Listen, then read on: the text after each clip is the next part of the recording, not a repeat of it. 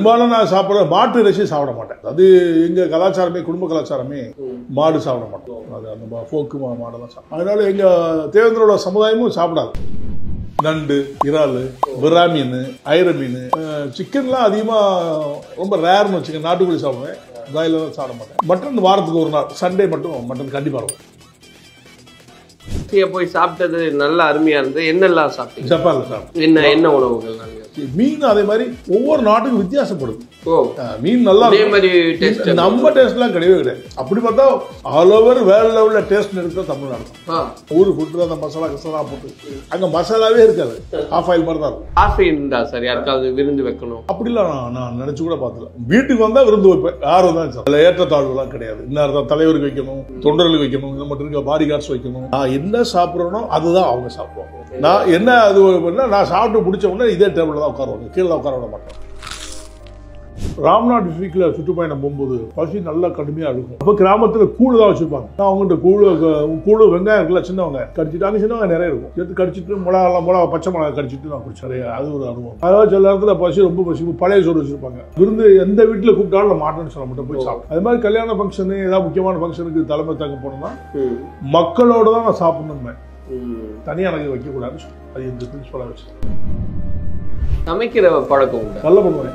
மட்டன்லாம் சூப்பராக வைப்பேன், மீன் குழம்புலாம் சூப்பராக வைப்பேன், மட்டன் வறுவல் சுக்காடா ரொம்ப சூப்பராக வைப்பேன். மனைவிக்காக ஏதாவது செஞ்சு அசத்துனது அந்த மாதிரி எல்லாம் உண்டா? மனைவியே வந்தது அசத்துனது தானே, இதுக்கு மேலே என்ன வருது?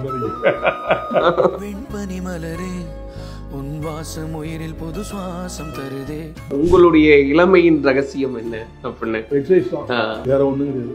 நேரத்துக்கு சாப்பிடணும், நேரத்துக்கு தூங்கணும். அதே போல எந்த பழக்க வழக்கமும் இல்ல இல்ல இல்ல இல்ல சின்ன வயசுல இருந்து இல்ல. எங்க அப்பா கிடையாது, அதனால எங்களுக்கும் கிடையாது. ஆனா எப்படி இருக்குன்னு பாக்குறீங்க சார் இன்னைக்கு தேதியில நிலவரம் அப்படின்றது? அழிஞ்சிட்டு இருக்கு. உடல் லைஃப் தான் அழிவு பாதையை நோக்கி தான் பெண்கள் ஆண்களும் போயிட்டு இருக்காங்க. ஏபி சார் விட்டு விருந்து ரொம்ப பிரமாதமா இருக்கு சார். பாக்குறதுக்கே ரொம்ப அழகா இருக்கு. சார் பொதுவாகவே வந்து இந்த உணவு பழக்கம் உங்களுக்கு எப்படி ஆனது சார்? நான் ரொம்ப கரெக்டா இருப்பேன், டைமிங்ல ரொம்ப கரெக்டா இருப்பேன். மார்னிங் பிரேக்ஃபாஸ்ட் வந்து 8:30 to 9 ஷோரா சாப்பிடும். மத்தியானம் 1 to 1:30. இதுக்காக இடையில 11 மணிக்கு ஜூஸ் சாப்பிடுவேன். ஏதோ ஆரஞ்சு ஜூஸ், இல்லை ஆப்பிள் கட் பண்ணி சாப்பிட்றது, இல்லை வெள்ளரிக்காய் கட் பண்ணி சாப்பிட்றது 11 மணிக்கு. அப்புறம் 4 மணிக்கு நட்ஸ் சாப்பிடும். எங்கே இருந்தாலும் நட்ஸ் தான், பிஸ்கட் மற்ற எதுவும் சாப்பிட மாட்டேன்.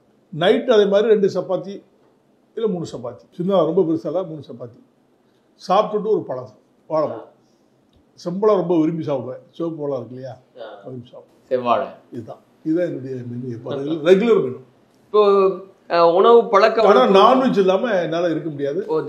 தினசரி நான்வெஜ். மத்தியானம் ஃபர்ஸ்ட் மீன் அதிகமாக சாப்பிடும். எதெல்லாம் பிடிச்ச உணவு சார்? ரொம்ப பிடிச்ச மீன் தான், ஃபிஷ், சீ ஃபுட். நண்டு, இறால், விரா மீன், ஐர மீன், சிக்கன்லாம் அதிகமாக ரொம்ப ரேர்னு வச்சுக்கேன். நாட்டுக்கோழி சாப்பிடுவேன், பிராய்லர் சாப்பிட மாட்டேன்.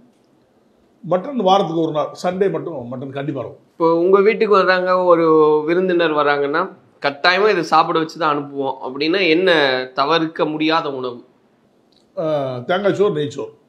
தேங்காய் சோறு, நெய்ச்சோறு ஏதாவது ஒன்று பண்ணி, மட்டன் சுக்கா வறுவல் வச்சு, இல்லை சிக்கன் நல்லா ஃப்ரை பண்ணி, சிக்கன் குருமா மாதிரி நல்லா வச்சு, முட்டை எல்லாம் வச்சு இதான் வரும். என்ன காரணம் அந்த குறிப்பிட்ட உணவு? அது வந்தவங்களுக்கு அது வித்தியாசமாக இருக்கட்டுமே, அப்படிதான்.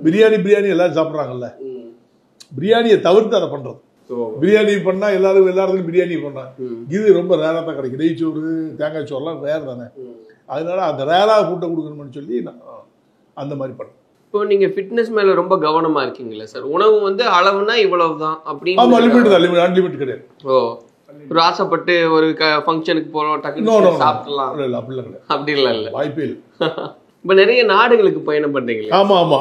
அப்போ வந்து அந்தந்த உணவுகள் வேறுபடுது அப்படிங்கும்போது எந்த உணவுல ரொம்ப ரசிச்சு அருமையா இருக்கு, இந்த உணவுலாம் நம்ம நாட்டுல சாப்பிட முடியலையே? சீ ஃபுட் தான். அங்க போனாலும் சீ ஃபுட் தான், எங்கே போனாலும் சீ ஃபுட் தான் first preference. Other food mutton பெரும்பாலும் தொடவே மாட்டேன். நம்ம தமிழ்நாட்டுக்கு வந்தால் தான் மட்டன். வெளியில் போயிட்டோன்னா சீ ஃபுட்டு ஃபுல்லாக சாப்பிடுவேன். நண்டு, நத்தை, ஆளான்னு சொல்லி நத்தர்கள் அவர் சிப்பிமா இருக்கிற அதெல்லாம் சாப்பிடுவேன். இல்லை எந்த கண்ட்ரியில் கடைசியாக போய் சாப்பிட்டது நல்லா அருமையாக இருந்தது? என்னெல்லாம் சாப்பிட்டீங்க? ஜப்பானில் சாப்பிட்டேன். என்ன உணவுகள் அங்கே? அந்த மாதிரி இந்த சிக்கன் இருக்குல்ல கொஞ்சம் வித்தியாசமாக பண்ணியிருந்தான், அது நல்லா இருந்துச்சு. மீன் அதே மாதிரி ஒவ்வொரு நாட்டுக்கும் வித்தியாசப்படுது. மீன் நல்லா இருக்கும், நம்ம டேஸ்ட்லாம் கிடையவே கிடையாது. அப்படி பார்த்தா ஆல் ஓவர் வேர்ல்ட் லெவலில் டேஸ்ட் எடுத்தால் தமிழ்நாடு. டெல்லி கூட கிடையாது. அதாவது சீ ஃபுட் தமிழ்நாடு நம்ம ஊர் ஃபுட்டு தான். அந்த மசாலா கசாலா போட்டு அங்கே மசாலாவே இருக்காது, ஆஃப் ஆயில் மாதிரி தான் இருக்கும். ஆனால் டேஸ்டாக இருக்கும். நீங்கள் அங்கே தான் பார்க்கணும். இப்போ நம்ம பார்க்குறோம் மேலை நாடுகளில் அவங்க அது காமிக்கிறதே ஒரு பயங்கரமாக இருக்கும், அது பார்க்கறக்கே பிரம்மாண்டம். அது உங்கள் மீடியா டெவலப் பண்ணிவிடும். ஆனால் டேஸ்ட்டில் அவ்வளோ ஒன்றும் பெருசாக டேஸ்ட் நல்லா இருக்கும். டேஸ்ட் நல்லா இருக்கும். மசாலாவை அதிகமாக போட்டு பண்ணுறது மட்டும்தான் நம்ம. அங்கே மசாலாவே இல்லாமல் பண்ணுறது தான் வெளிநாடு. யாருமே வெளிநாட்டில் மசாலா அதிகமாக போட மாட்டாங்களே, ஆஃப் ஆயில் தான். இப்போ உங்களோட உணவு பழக்கம் குறிப்பாக ஆரோக்கியத்துக்காக காலையில் என்ன மாதிரி உணவு சார், எவ்வளோ குவான்டிட்டி எடுத்துக்குவீங்க? அந்த மாதிரி ஒரு டயட் சார்ட். காலையில் ஏர்லி மார்னிங் நான் வந்து எந்திரிச்சு வாக்கிங் போகிறேன்ல, 6 to 7:30 வரைக்கும் வாக்கிங் போவேன்.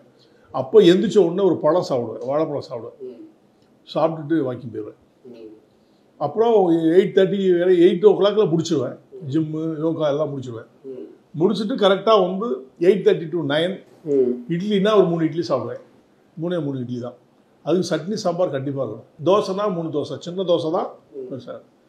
சப்பாத்தி, பூரினா 4 பூரி, 4 பூரினா 4 செட்டு இல்லை, 4 பீஸ் பூரி அந்த மாதிரி ரெகுலர்.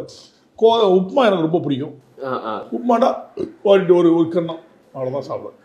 இதெல்லாம் தவிர்க்கிற உணவு அதை வந்து நான் எப்படி சாப்பிடுவேன்னா தேனில் சாப்பிடுவேன். உப்புமாலாம் தேனில் தான் சாப்பிடுவேன். சட்னி சாம்பார் தர மாட்டேன், தேனில் சாப்பிடுவேன். தவிர்க்கக்கூடிய உணவுகள்னா இது வேண்டாம் அப்படின்னா ஏதாவது உண்டா? எனக்கு தெரிஞ்சு எதையுமே கழிச்ச மாதிரி தெரியல. பெரும்பாலும் நான் சாப்பிட்ற மாட்டு இறைச்சி சாப்பிட மாட்டேன். மாட்டு இறைச்சி சாப்பிட மாட்டேன். ஃபோக் சாப்பிட மாட்டேன். சின்ன வயசுல அது எங்கள் கலாச்சாரமே, குடும்ப கலாச்சாரமே மாடு சாப்பிட மாட்டோம். அது அந்த ஃபோக்கு மாடெல்லாம் சாப்பிட மாட்டோம்.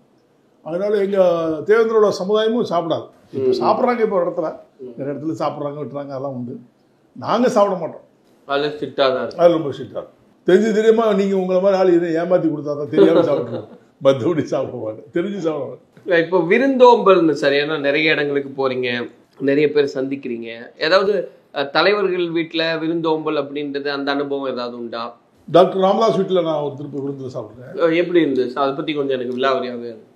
இதே மாதிரி தான் கேஷுவலாக பரோட்டா சப்பாத்தி ஈவினிங் தான் பெரும்பாலும் சாப்பிடுவோம். பிரியாணி வைப்பாங்க ரெகுலராகவே. பிரியாணியை நான் விரும்பவே மாட்டேன். அதனால அவங்க அந்த இதுதான் இட்லி தோசை சப்பாத்தி இந்த மாதிரி தான் வச்சுருப்பாங்க. அதான் விரும்பி சாப்பிட்டேன். கோதுமை ரொட்டி. இப்போ அவருக்கு தெரியுமா ராமதாஸ் சாருக்கு உங்களுக்கு எது பிடிக்கும் பிடிக்காதுன்னா? அப்படிலாம் தெரியும். அப்படியெல்லாம் எல்லாருக்கும் வைப்பாங்க. அது நமக்கு வேணுங்கிறத நம்ம சாப்பிட வேண்டியதான். பிடிக்கும் பிடிக்காதெல்லாம் சேர்த்து வைக்கிறது, வேணுங்கிறத நம்ம எடுத்து சாப்பிடுவோம். அவர் விரும்பி சாப்பிட்டது அது மாதிரி இல்லை, நான் கேள்வி. நான் மீன் தான் அதிகமாக சாப்பிடணும்னு எல்லாருக்கும் தெரியும். அதனால பெரும்பாலும் எந்த விருந்தும் போனாலும் மீன் தான் மெயினாக ரெடியாக இருக்கும். மீன் தான் அதிகமாக சாப்பிடும்.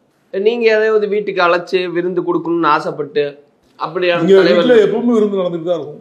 இல்ல குறிப்பிட்ட நபர்களுக்கோ இல்ல தலைவர்களுக்கோ ஆசை இருந்தா சார் யாருக்காவது விருந்து வைக்கணும் அப்படிலாம் நான் நினைச்சு கூட பார்த்தல. வீட்டுக்கு வந்தா விருந்து வைப்பேன், ஆர்வம் தான் சார்.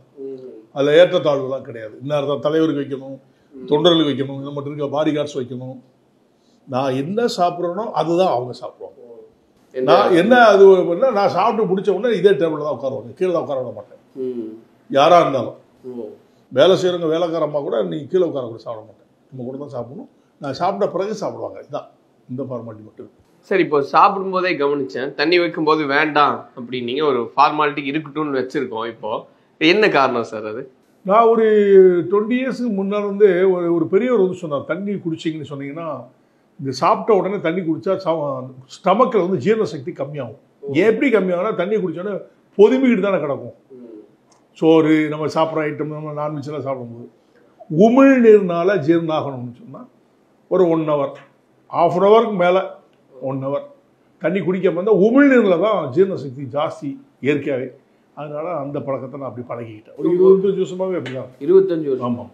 அதாவது சேஞ்சஸ் உங்களால் ஃபீல் பண்ண முடியுது? இல்லை, எனக்கு ஒன்றும் ஃபீல் பண்ண, அது குடிக்க மனசே வராது.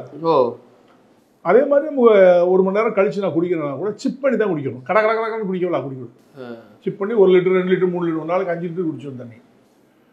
சிப் பண்ணி தான் குடிப்பேன். இல்லை, சொல்லும் போது என்ன நொறுங்க தின்றால் 100 வயசு அவ்வளவு நேரம் பொறுமையா உட்காந்து சாப்பிட்டு எனக்கு நீங்க இதெல்லாம் காரம் தானே. ஆமா, எனக்கு தண்ணி தாகமோ தண்ணியோ எடுக்க குடிக்கணும்னு சொல்லி எண்ணங்களே கிடையாது. பொறுமையா மென்னு நிதானமா சாப்பிடுறது அதுதான் வழக்கம். அப்படி சாப்பிட்டாலே வியாதி வராதுன்னு சொல்றாங்க. வியாதி வந்துச்சுன்னா இந்த மாதிரி செய்ய முடியும். இல்ல அப்படி சாப்பிடுற பழக்கம் இருந்தா வியாதி வராதுன்னு சொல்றாங்க. வியாதி வர்றது சொல்லிட்டா வருது, சொல்லாமதான் வருது. ஏதாவது சாப்பிட எனக்கு ஆசை உண்டு ஆனா சாப்பிட முடியல அப்படின்றதா உண்டா சார்? இதனால எனக்கு சாப்பிடுறது இல்லை இதை அப்படிலாம் எனக்கு தெரிஞ்சு இல்லை. நான் எல்லாமே சாப்பிடுவேன். ஸ்வீட் சாப்பிடுறது அதெல்லாம். ஸ்வீட் மட்டும் இந்த சுகர் இருக்கிறனால கொஞ்சம் கண்ட்ரோலாக சாப்பிடுவேன். சாப்பிடாம இருக்க மாட்டேன், எப்படியும் ஒரு நாளைக்கு ஒரு கொஞ்சமாக சாப்பிடுவேன். கண்ட்ரோலாக சாப்பிடுவேன். இப்போ தலைவர்களோட விருந்து அந்த மாதிரிலாம் பேசும்போது சார், தொண்டர்களோட வீட்டில் எளிமையான ஒரு சாப்பாடு அப்படின்றது நிறைய இடங்களுக்கு பயணப்படும் போது கட்டாயமாக எங்கள் வீட்டில் சாப்பிட்டு தான் போகணும், அப்படி மறக்க முடியாத நிகழ்வு உண்டா? ஏதாவது எளிமையாக ஒரு விருந்து தந்தார் அப்படின்னு? ராம்நாத் டிஸ்ட்ரிக்டில் சுற்றுப்பயணம் போகும்போது பசி நல்லா கடுமையாக இருக்கும். அப்போ கிராமத்தில் கூழ் தான் வச்சுருப்பாங்க. நான் அவங்கள்ட்ட கூழ் வெங்காயம் இருக்குல்ல, சின்ன வெங்காயம் கடிச்சிட்டு, அங்கே சின்ன வெங்காயம் நிறைய இருக்கும், எடுத்து கடிச்சிட்டு மிளகா பச்சை மிளகா கடிச்சிட்டு நான் குடிச்சிருக்கேன் நிறைய. அது ஒரு அனுபவம்.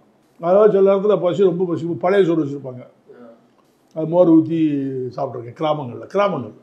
அந்த மாதிரி கிராமங்களில் சாப்பிட்ட அனுபவங்கள் நிறையனே சொல்லுவோம். ஒரு ஆசைப்பட்டு கூப்பிட்டு. ஆமாம், விருந்து எந்த வீட்டில் கூப்பிட்டாலும் நான் மாட்டேன்னு சொல்ல மாட்டேன், போய் சாப்பிட்டேன். அது மாதிரி கல்யாண ஃபங்க்ஷனு ஏதாவது முக்கியமான ஃபங்க்ஷனுக்கு தலைமை தாக்க போனோம்னா மக்களோட தான் நான் சாப்பிடணுமே, தனியாக எனக்கு வைக்கக்கூடாதுன்னு சொல்லி அது எந்த பிரின்சிபலாக வச்சு. தனியாக சாப்பிட்றது அப்படின்னு பழக்கமே இல்லை, மக்களோட உட்காந்து சாப்பிடும். அது என்ன அது எப்போ இருந்தது சார்? இயல்புலேயே அது இயல்பாகவே உள்ளது. மக்களுடைய எண்ணம் நம்ம தலைவர் நம்ம கூட உட்கார்ந்துன்னு ஆசைப்படுறான், அவனுடைய தனிமையில் சாப்பிட்டா அதில் என்ன பிரயோஜனம்?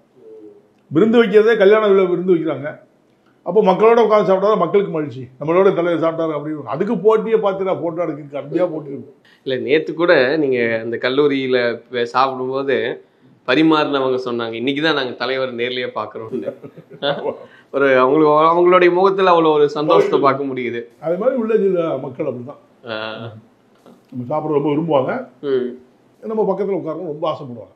சரி, இப்போ மாறி வரக்கூடிய சூழ்நிலையில எல்லாம் நம்ம பார்க்குறோம், நிறைய இளைஞர்கள் இரவு நேரத்துல எல்லாம் சாப்பிட்றாங்க. 2 மணிக்கு பிரியாணி சாப்பிட்றேன், 3 மணிக்கு பிரியாணி சாப்பிட்றேன். இந்த பழக்க வழக்கங்கள்லாம் எப்படி பார்க்குறீங்க? அது என்ன காரணம் தெரியுமா? அந்த ஸ்டூடெண்ட்ஸ் வந்து தண்ணி அடிக்குது கஞ்சா அடிக்குது மிட் நைட்டில் சாப்பிட்றாங்க, வீட்டு தெரியாமல் திருட்டு தராமல் சாப்பிட்றதுலாம் நிறைய. இந்த சுமோட்டோ அது இது வருது பார்த்தீங்களா, இந்த பைக்கில் கொண்டு போனதால தான் இந்த ஸ்டூடெண்ட்ஸால தான் இந்த மாதிரி 12 மணிக்கு பிரியாணி சாப்பிட்றது, 2 மணிக்கு சாப்பிட்றது, 3 மணிக்கு ஐஸ்கிரீம் சாப்பிட்றது, இதெல்லாம் வீட்டுக்கு தெரியாமல் திருட்டுத்தனமாக தண்ணி அடிக்கிறதுக்கும் கஞ்சா அடிக்கிறதுக்கும் உபயோகப்படுத்துகிறேன். அதை ஃபேமிலி மெம்பர்ஸும் பழக்கப்படுத்திக்கிட்டாங்க. 3 மணிக்கு சாப்பிட்றாங்க, சூடாக சாப்பிட்றாங்க, நிறைய ஃபேமிலிஸே போகிறாங்க. அதுக்கு காரணம் சுமோட்டோ அந்த மாதிரி பைக்கில் கொண்டு நிறைய டெலிவரி பண்ணுறாங்க. இதுதான் காரணமே. அதனால தான் எவ்வளோ வீட்டில் சமைக்கிறதே இல்லையே.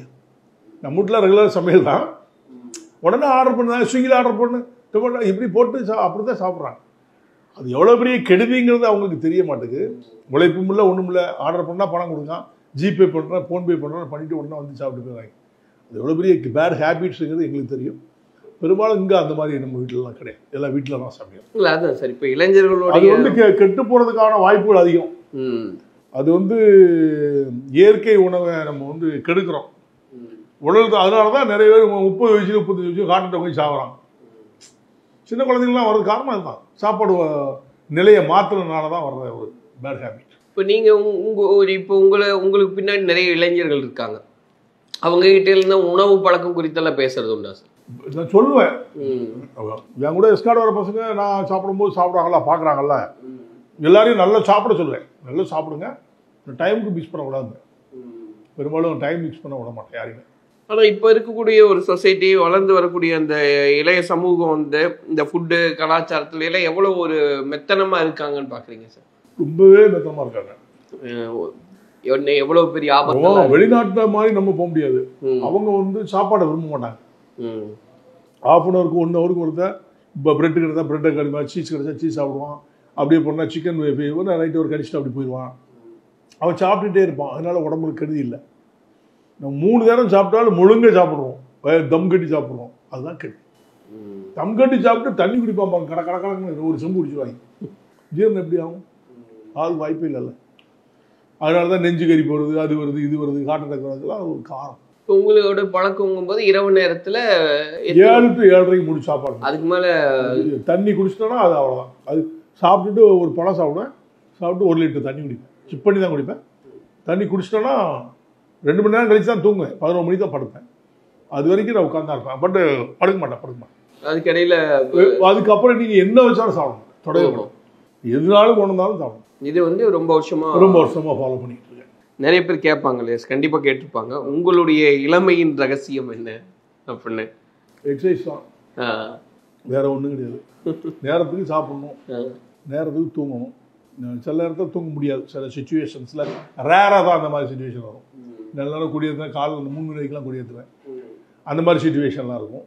ஆனால் ஒழுங்காக சாப்பிட்டு மெயின்டைன் பண்ணோம்னாலே பாடி கான்சியஸ், ஒழுங்காக எக்ஸசைஸ் பண்ணுறது மெயின், உடற்பயிற்சி தான் மெயின். அதே போல் எந்த பழக்க வழக்கமும் இல்லை. சின்ன வயசுலேருந்து இல்லை. எங்கள் அப்பா கிடையாது, அதனால எங்களுக்கும் கிடையாது. அது நீங்கள் சொல்லிகிட்டே இருக்கீங்க ஒவ்வொரு எல்லா வீட்லையும் சொல்கிறது. நான் குடியாரா இருந்தால் நான் உங்களுக்கு எப்படி அட்வைஸ் பண்ண முடியும்? அதனால் நம்ம அதை ஃபாலோ பண்ணி. ஆனால் எப்படி இருக்குன்னு பார்க்குறீங்க சார் இன்னைக்கு தேதியில் நிலவரம் அப்படின்றது? இந்த குடியாலையும் அழிஞ்சிட்டு இருக்கு. ஸ்டூடெண்ட் லைஃப் தான் அழிவு பாதையை நோக்கி தான் பெண்கள் ஆண்களும் போயிட்டுருக்காங்க. அதான் சொல்லல, வீட்டில் விவசாயம் பார்க்குற சாப்பாடை சாப்பிட்றதுக்கு யாரும் தயார் இல்லை. எல்லாமே ஆர்டரில் புக் பண்ணி சாப்பிட்றாங்களே, அது ஒரு முதல் கெடுதி. அது மட்டும் இல்லை, வீட்டில் சமைக்கிறதே கிடையாது. இப்போ வேலைக்கு போகிறாங்க, இப்போ பெண்கள் வேலைக்கு போகிறாங்க, ஆம்பளை வேலைக்கு போகிறான், வந்தோடனே ஃபோன் பண்ணுறான், ஆர்டர் பண்ணுறான், சாப்பிட்டு தூங்குறான். அதே பெரிய கெடுதி தானே. ஒவ்வொரு ஹோட்டல்லையும் ஒவ்வொரு எண்ணெய் இருக்கும், சரிங்களா? ஒவ்வொரு மாதிரி மசாலா போடுவான், உடம்புக்கு ஒத்து போகணும்ல. அப்போ ரெண்டுலாம் மல்டிப்புளாக சாப்பிடும்போது உடம்பு கெட்டு தானே போகும். வீட்டிலனா நம்ம ஒரே ஸ்டாண்டர்டாக பண்ணுவோம், அது பண்ணுறதில்ல. நான் எங்கே சுற்றினாலும் நான் வீட்டில் வந்து தான் சாப்பிடணும்னு ஆசைப்படுறேன். வீட்டு சாப்பாடு. வெளியிலே போனால் கூட நான் யாராவது உங்களை மாதிரி நண்பர் வீட்டில் செஞ்சு வச்சுருங்க, நான் சாப்பிட வரேன். வீட்டு சாப்பாடு சாப்பிடுங்கிற நோக்கம் தான். அவங்க டபுள் சந்தோஷத்தில் ஐயோ தலைவர் வரான்னு செஞ்சு வைப்பாங்க.